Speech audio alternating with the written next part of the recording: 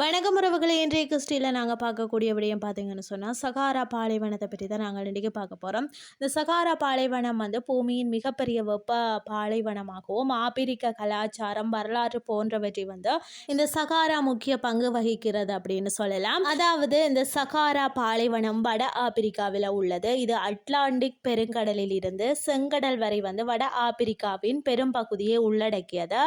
எகிப்து, Libya, Tunisia, அது மட்டுமில்லாது Morocco, மேற்கு சகாரா, மெரிட்டானியா, மாலி, Niger, Sudan உள்ளிட்ட 11 நாடுகளின் பகுதிகளை இந்த சகாரா உள்ளடங்கி இருக்கிறதுன்னு சொல்லலாம். அடுத்தது பார்த்தீங்க அப்படின்னு சொன்னால் கிழக்கில் இருந்து மேற்காக 4800 மைல் நீளமும் வடக்கிலிருந்து தெற்காக 1118 மைல் அகலமும் கொண்டது. இது மேலும் மேலும் வளர்ந்து வருகிறது அப்படின்னு சொல்லலாம். இந்த சகாரா ஒரு நாடாக இருந்தால்தான் அது உலகின் 5வது பெரிய நாடாகவும் இருக்கிறது.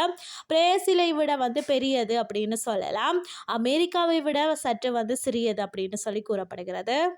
அது மட்டும் இல்லாமல் இந்த சகாரா பாலைவனம் பூமியில் மிகவும் வெப்பமான இடங்களில் ஒன்று அப்படின்னு சொல்லியும் கூறப்படுகிறது. சகாராவின் வெப்பநிலை எந்த ஒரு உயிரினமும் வாழ்வதற்கு கடினமான சூழலாக இருக்கிறதா. இது சூடாகவும் வறண்டதாகவும் இருக்குமாம். பகலில் வெப்பம் அதிகமாக இருந்தாலும் இரவில் வெப்பநிலை வேகமாக குறையும் அப்படின்னு சொல்லி கூறப்படுகிறது. சில நேரம் உறைபனிக்கு கீழே இருக்கும். சகாராவில் அரிதாகவே மழை பொழியுமாம். சில பகுதிகளில் ஒரு துளி மழையை பார்க்க பல ஆண்டுகள் கூட ஆகும் அப்படின்னு சொல்லி கூறப்படுகிறது. சகாரா பாலைவனம் பல்வேறு வகையான நிலப்பரப்புகளால் ஆனதாம். பெரும்பாலான பகுதி பாறைகளால் ஆனதாகவும், அதாவது குன்றுகளும் மலை குன்றுகளும் காணப்படுகிறதாம். அது மட்டும் இல்லாமல் சகாராவில் உள்ள சில குன்றுகளின் உயரம் பார்த்தீங்கன்னு சொன்னால் சுமார் 500 அடி மணல் கடினமான சரைசலை கற்களால் மூடப்பட்ட ஒரு சமவெளி பகுதிகளும் இருக்கிறதாம். உப்பு அடுக்குகளால் ஆன பகுதிகளும் உள்ளதாகவும் கூறப்படுகிறது. பாலைவன சோலைகளும் இருக்கின்றதாம். பாலைவனத்தில் வாழ்வது கடினம் என்று சொன்னாலும் இந்த சகாராவில் சில முக்கியமான நாகரிகங்கள் உருவாகி உள்ளனதாம். சகாரா முழுவதும் சுமார் 25 லட்சம் மக்கள் வகிக்கிறார்களாம்.